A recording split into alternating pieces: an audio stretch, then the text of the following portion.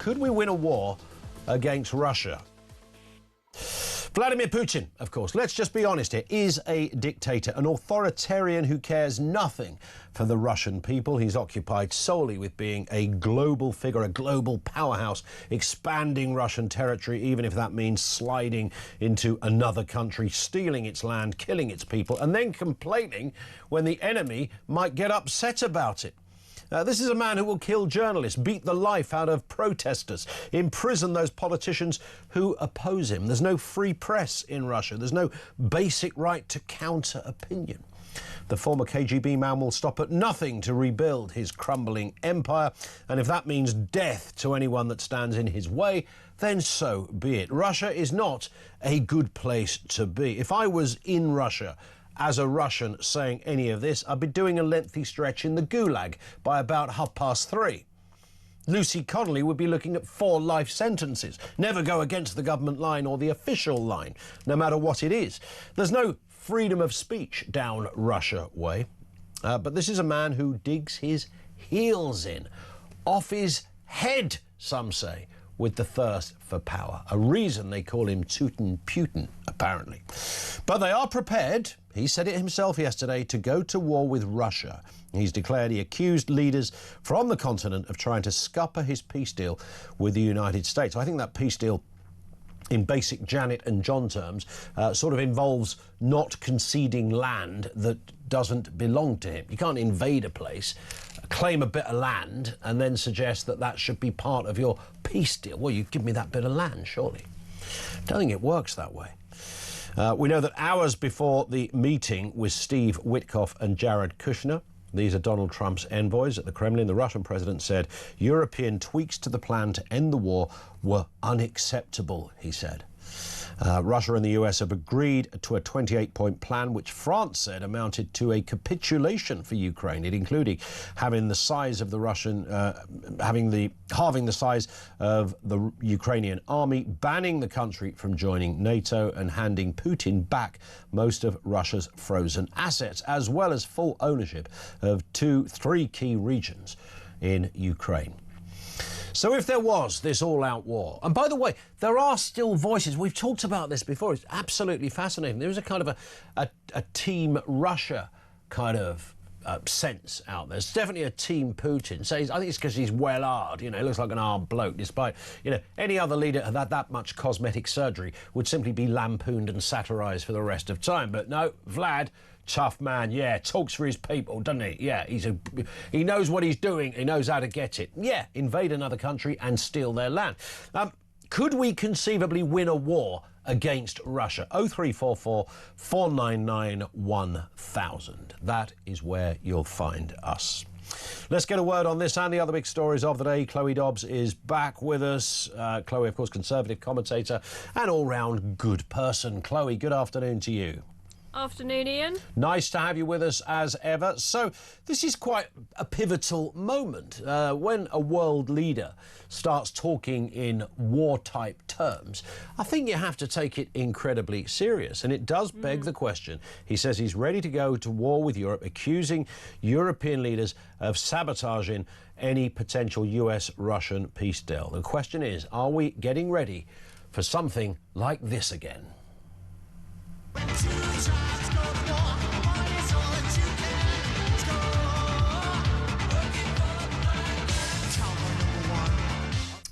Two tribes, of course.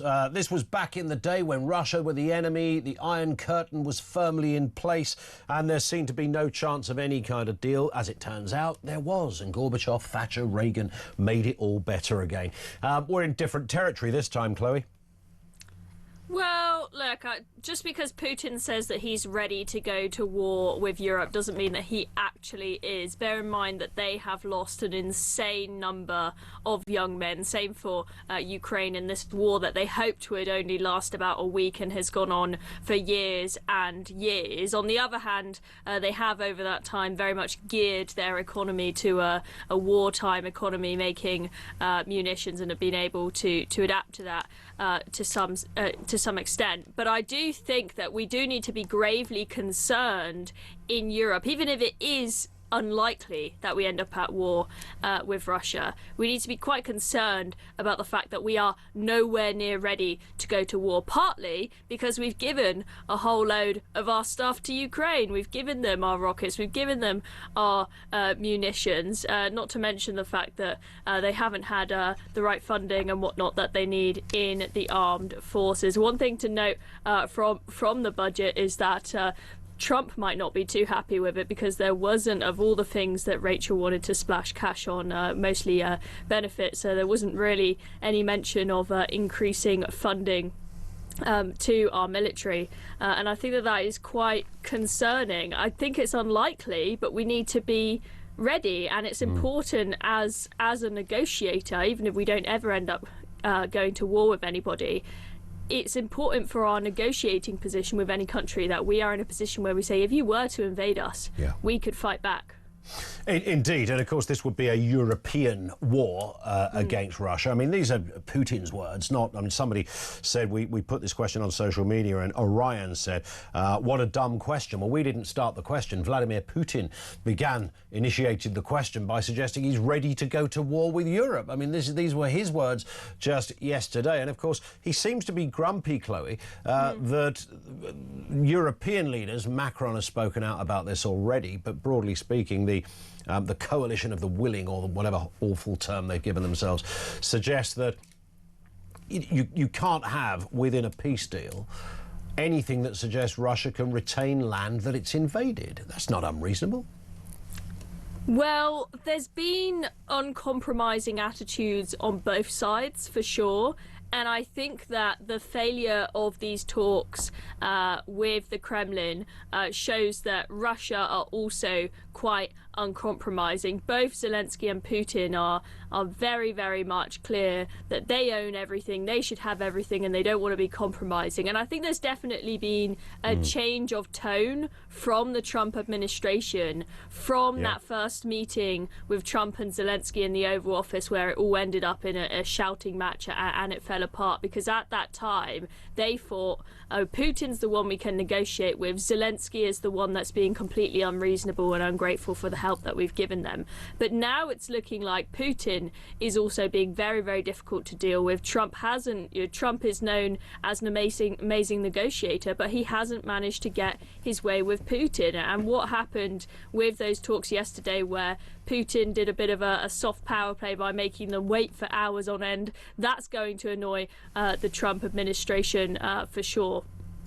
And what about that wider question that comes up? I mean, the kind of I'm Team Putin brigade. There is that group out there, bearing in mind, you know, we don't afford Kim Jong-un in North Korea the same kind of reverential treatment, who runs not a dissimilar empire in many respects. It's a dictatorship. It's run by the government. There's no free press. There's no real freedom of opinion. Journalists getting locked up for long periods of time. Protesters on the street getting their heads kicked in because they disagree with Putin's government, all manner of shady goings on. If you pick up a cup of tea in the wrong hotel around the world, it might be laced with something awful. I mean, that's how they roll over there, and yet there is this kind of weird sort of, I quite like Putin. What's that all about? I think that it seems somewhat appealing to people when they are seeing things happening in the West, where we've got a country that hates itself, it would seem, and countries in the West that hate themselves, a lack of patriotism.